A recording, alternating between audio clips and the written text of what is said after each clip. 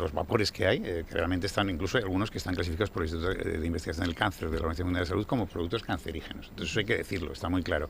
Los efectos, además, no los conocemos bien a largo plazo porque como son productos relativamente nuevos, no hay estudios, y sobre todo no hay estudios independientes que nos informen sobre los riesgos de estos productos. Lo veremos con el tiempo, pero probablemente sea un poco tarde.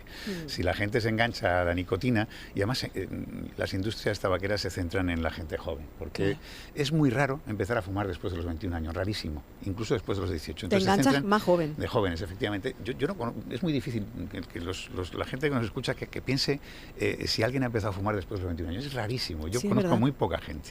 Entonces, en los jóvenes, además, produce unas alteraciones cerebrales importantes el consumo de tabaco que les hacen que luego sea más difícil desengancharse. Entonces, son su nicho de mercado. Ellos se lanzan a por esta gente, entre otras razones, porque la gente mayor, casi todos los fumadores quieren dejar de fumar. Es raro el fumador que no quiera dejar de fumar. Entonces, entre que muchos dejan de fumar, porque lo consiguen, pues hay recursos para ello. Ahora el Servicio Canario de Salud está financiando unos tratamientos muy eficaces para dejar de fumar, entonces lo puede intentar. Yo conozco a muchísima gente que ha dejado de fumar. Se puede dejar de fumar, es el mensaje que hay que transmitir. Y luego además hay otra cosa, que es que el tabaco, y esto es la parte fea, pues nos mata en Canarias a 3.000 personas cada año. Es decir, muchos fumadores se mueren por fumar y muchos dejan de fumar. ¿Qué les queda? Enganchar a nuevos clientes. Entonces, ¿cómo lo hacen? Pues a través de estos nuevos productos que los venden como menos peligrosos, que no lo son, y que lamentablemente están enganchando a nuestros jóvenes, ya digo, con unos porcentajes altísimos. Mientras solamente un 9% de los niños de 14 a 18 años fuman, un 21% son consumidores habituales de este tipo de productos de cigarrillos electrónicos. Y el otro día yo que entraba precisamente en un local, pues donde está la gente joven precisamente, y una cosa que nos llamaba la atención a las personas que estábamos allí era cómo se vapeaba. Claro, uno tiene la sensación de que se acabó el cigarrillo dentro de lugares cerrados, y claro, nos vemos los vapeadores y uno piensa automáticamente que eso tampoco está permitido, pero resulta que esto está por regular. No lo diga muy alto, porque yo creo que mucha gente no lo sabe, pero realmente tenemos unos vacíos legales muy preocupantes, muy preocupantes. Uno es el que usted acaba de decir, que realmente desde el Comité de Prevención del Tabaquismo en España, que engloba todas las sociedades científicas y asociaciones profesionales sanitarias, estamos pidiendo que se equiparen los cigarrillos electrónicos con el resto de productos, pero es que incluso en fiscalidad, o sea, yo no sé si usted sabe que el tabaco lleva, o los oyentes saben que el tabaco lleva un 80% de impuesto de lo que se paga. Sin embargo, en estos cigarrillos electrónicos tienen solamente el IVA, que en la península es un 21% y en Canarias es un 7%. O sea, estamos el 7% frente al 80%. Es decir, compiten en una diferencia, y lo que es peor, lo que usted ha dicho, que es que legalmente se pueden consumir en espacios cerrados. Estamos pidiendo que se regule todo esto. Yo creo que se hará tarde o temprano. Lo que pasa es que cada vez que se vaya retrasando esto, pues nos está causando gente que se enganche nueva, incluso gente que sufre problemas de salud. Y nos cuesta muchísimo dinero a los sistemas sanitarios públicos el tratar a todos los pacientes que son fumadores o que se enganchan a estos nuevos productos, ¿no? Como usted decía, lo importante es que no se llegue a esa adicción, porque luego lo complicado es dejarlo. Pero lo comentaba, 3.000 personas mueren al año en Canarias por culpa del tabaco. ¿Cuál es el primer paso que debe dar alguien que ahora mismo nos está escuchando y dice, yo no quiero fumar más, yo lo quiero dejar, sé que es complicado, pero tengo que empezar y hoy es el día? Yo creo que ha dado en la clave. El primer paso es querer hacerlo. O sea, no podemos hacer los que ayudamos a la gente, no podemos hacer nada si el paciente no quiere dejar de fumar. Yo no puedo obligar a alguien a que deje de fumar si no quiere. Pero si quiere, lo que tiene que saber es que se puede dejar de fumar. Yo lo decía antes, yo creo que todos conocemos a mucha gente que ha dejado de fumar. Se puede dejar de fumar.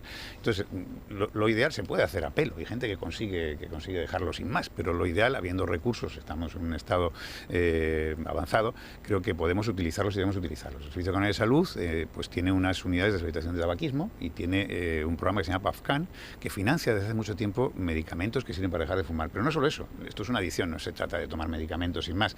Hay que hacer un análisis de la dependencia de cada paciente, estudiar cómo se le puede ayudar, y para eso hay profesionales preparados que consiguen que la tasa de abandono del tabaco sea mucho más importante que cuando lo hace uno por sí solo. Es muy fácil dejar de fumar, pero lo difícil es mantenerse abstinente. Usted puede dejar de fumar y al día siguiente volver a caer.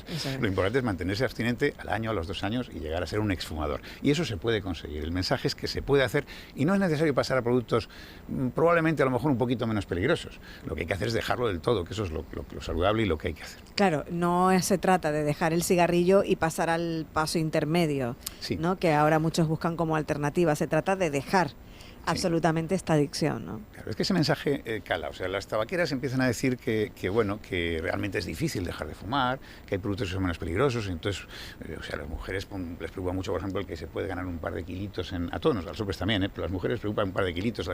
Realmente dejar de fumar supone un esfuerzo y supone muchas cosas, ¿no? Si a ti te dicen que hay un producto que es un 90% menos peligroso, que no es verdad, y que no te cuesta nada dejarlo, pues te pasas a eso. Entonces, ese mensaje es el que nos hace mucho daño, porque es una fake news, eso es mentira, ¿no? Entonces eso tenemos que decirlo alto y claro, ¿no?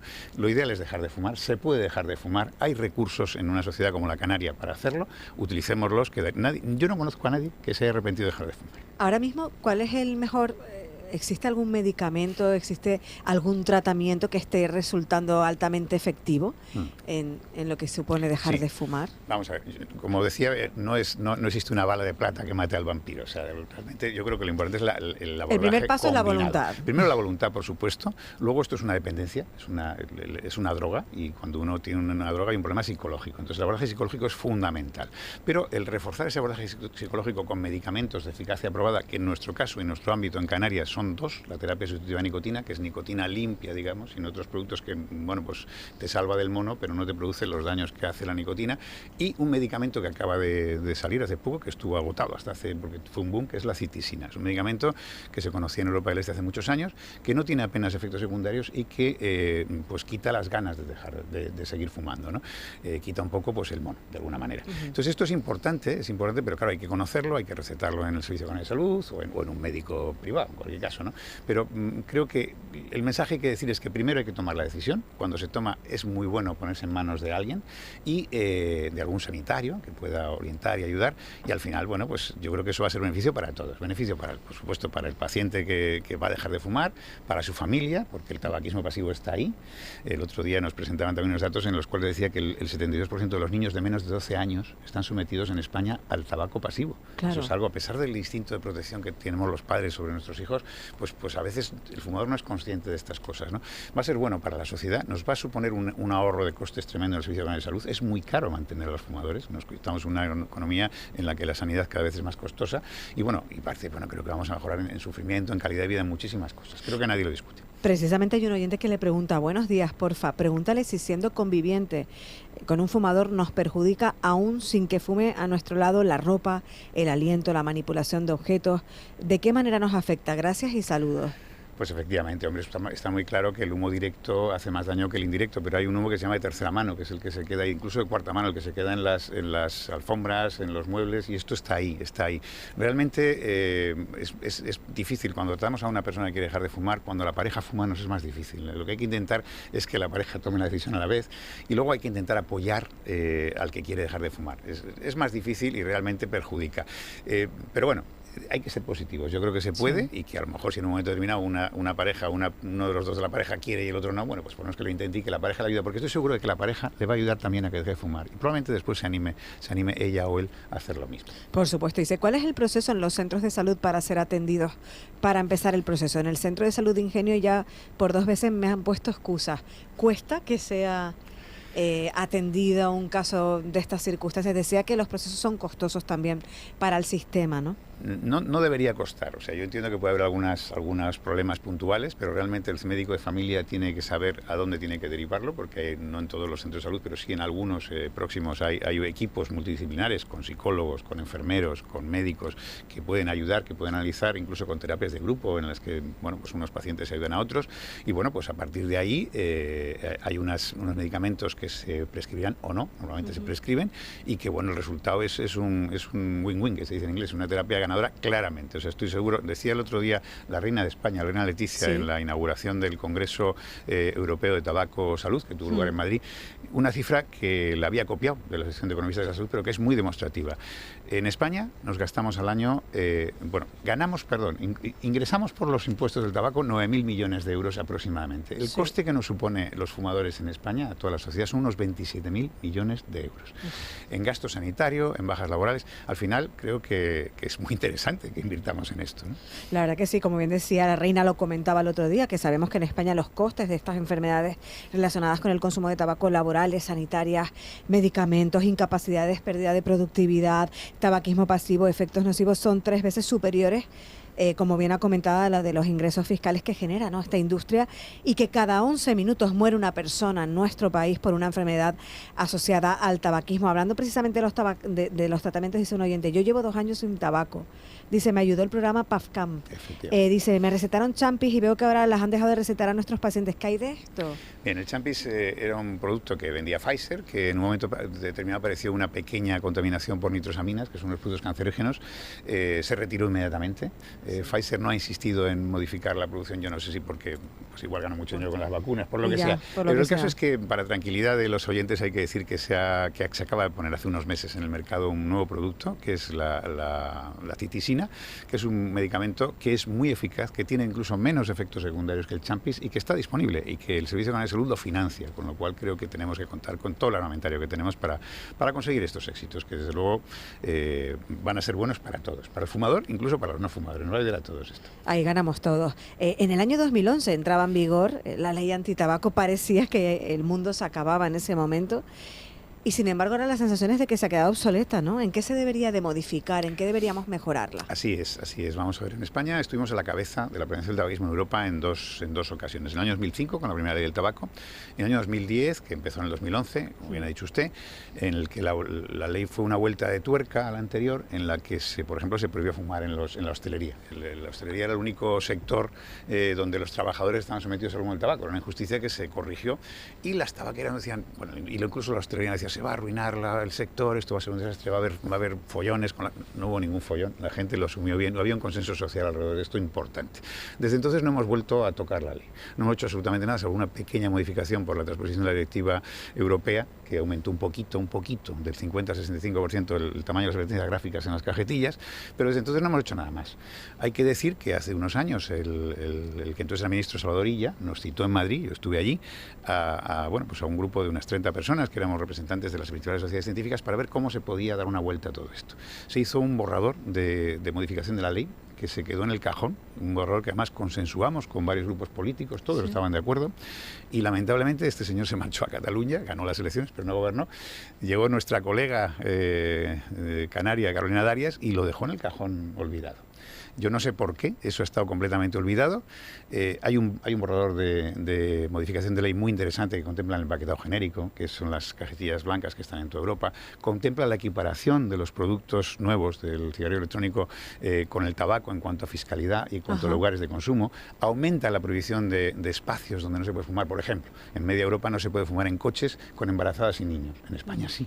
En España sí, eso lo contempla esta modificación. Hay una serie de modificaciones muy sensatas, consensuadas por todo el mundo, que incluso los demás grupos políticos las aceptan, pero que ahora mismo creo que tampoco es el momento, porque parece que hay elecciones dentro de... Pero bueno, retomaremos el tema, porque sí que hay un trabajo hecho, y yo creo que la sociedad demanda de nuestros políticos, de nuestra administración, que se tome en serio esto. Los espacios sin humo, ¿no? Ya en su momento es verdad que cuando se dieron esos primeros pasos parecía que el mundo se ponía del revés, sin embargo, mire cómo pues lo hemos asimilado, e incluso ahora lo que nos cuesta entender es cómo antes se podía fumar en determinados lugares, ¿no? Ahora nos parece una quimera, pues, pero hay que seguir avanzando también en esta cuestión, sí. ¿no? Y no fue hace tanto, yo recuerdo los aviones, yo cuando volaba a la península, en los aviones era horrible, o sea, resulta que los fumadores se compraban los asientos de delante y luego se iban a fumar atrás, y si tú llegabas tarde tenías que ir atrás chupando y aguantando todo el tabaco. Bueno, eso no fue hace tanto, no fue hace tanto, ¿no? Lo de los bares, pues es verdad, se iba a hundir el mundo, nos dijeron unos mensajes, esto va a ser la ruina del sector. Oiga, no, mire, es que fíjese una cosa, en España ahora mismo la prevalencia de tabaco está en el 20 y poco por ciento, 20 y algo por ciento, es decir, 1 de cada 4 españoles fuma, pero 3 no fumamos. Entonces, vamos a pensar, yo por ejemplo creo que muchas familias van más a gusto ahora a los bares con los niños cuando no hay alguien fumando al lado, y que es algo que nos resulta impensable, ¿no? La verdad es que nos hemos acostumbrado a esto y yo creo que no va a haber vuelta atrás, está clarísimo, pero tenemos que dar pasitos más adelante. Hablábamos de la incidencia que sobre nuestra salud puede tener el tabaco, el cáncer principalmente, pero ¿qué otras afecciones? Bueno, de todo tipo, o sea, por supuesto el cáncer, pero también hay un montón de patologías asociadas que, fíjese, por ejemplo, para mí me parece una una de las mayores injusticias que hay en este mundo es que una persona esté trabajando toda su vida y cuando se jubila, y esto lo vemos los médicos, ¿no? Cuando se jubila, los fumadores están muchos asfixiados por la EPOC, una enfermedad que no les permite respirar. Y entonces ves a pacientes que no pueden respirar y que tienen que ir enganchados a una máquina todo el día. Hay otra enfermedad muy típica, es la claudicación intermitente. La nicotina es muy vasoconstrictora y produce unos problemas en la circulación periférica que hacen lo que llamamos el síndrome del escaparate. Estos pacientes que no pueden caminar mucho rato seguido porque se tienen que parar porque las piernas no les permiten. Bueno, qué desastre que después de estar trabajando, cuando uno puede disfrutar de la vida, tiene que estar con estos problemas de salud que están todos ligados claramente con el tabaco. Hay un montón de problemas, pero fundamentalmente respiratorios, cardiovasculares, que sin llevar al cáncer. Y esto es otra cosa interesante, fíjese, algo con los jóvenes importante.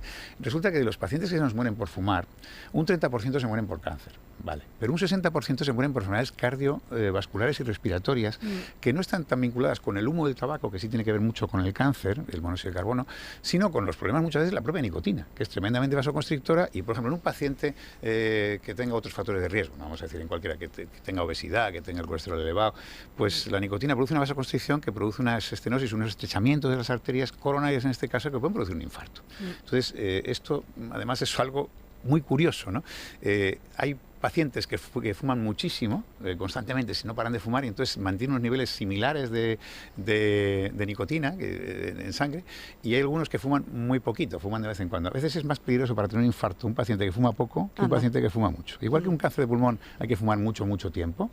Para tener un infarto es más peligroso a veces cuando se fuma poco, porque la descarga de energía que produce un pico de nicotina en un paciente que no está acostumbrado, le produce ese impacto que, habiendo otros factores de riesgo, por supuesto, le puede llevar a un accidente vascular serio, importante, ¿no? Entonces, no hay dosis segura del tabaco. No hay dosis segura del tabaco. En este día mundial sin tabaco, en el que precisamente lo que queremos es trasladar un mensaje de realidad, porque al fin y al cabo, por muy duro que nos resulte escuchar de cifras, de impacto, es que es la realidad, no podemos dibujar otra, ¿no?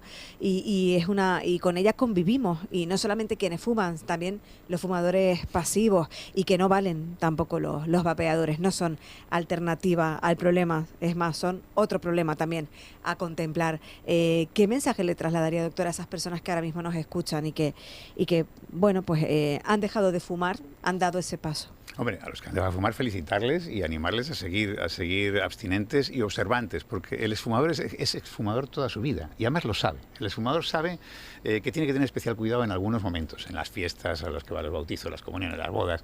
El fumador lo sabe y entonces tiene que estar vigilante, porque además valora mucho el exfumador lo que ha conseguido. Entonces nosotros, desde luego, es curioso, hace años en las historias médicas a veces no se preguntaba, salvo en algunas específicas, si era fumador. Ahora se pregunta en todas, pero cuando te dicen que no fuman, antes decías, vale, no insistías, ahora dices, pues tienes que felicitarle, y si dice que es fumador tienes que mantenerle y animarle a que siga, porque hay un riesgo claro de seguir. La industria busca mil formas de intentar seguir entre nosotros. Hemos hablado de los cigarros electrónicos, hay otra cosa que es el tabaco calentado.